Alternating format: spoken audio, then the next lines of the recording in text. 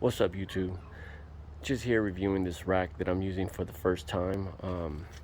I'm not upgrading, but going from a 2 bike rack to a 4 bike rack. So this is I think it's called the Easy Fold. There you go, delete Easy Fold. Great bike rack. So I was gonna go with the same brand and get the 4 bike one, but it weighs about 100 pounds. So this one here weighs about half of that, and I had good reviews, but nobody actually put real bikes on here. They only put 2. So just want to test it out and show you guys how sturdy it is. Pretty sturdy, not too bad. Very cheap. Well, not cheap, but compared to the Elite 4, it's about half the price. But it's pretty sturdy.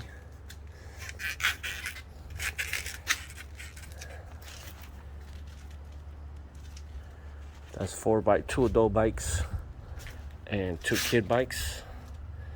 And here's a rack with 4 adult bikes. I have 2 cruisers.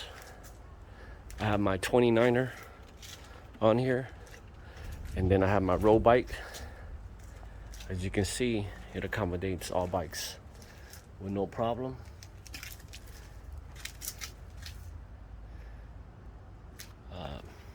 Still pretty sturdy.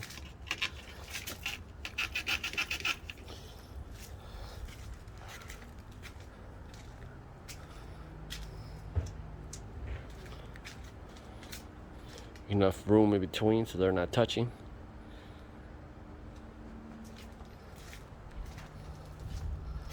I'm pretty sure there's tricks to this rack to make it even easier, because it did take a little bit to put the bikes on here as opposed to the Easy Fold, but it is my first time, so that could be one of the reasons.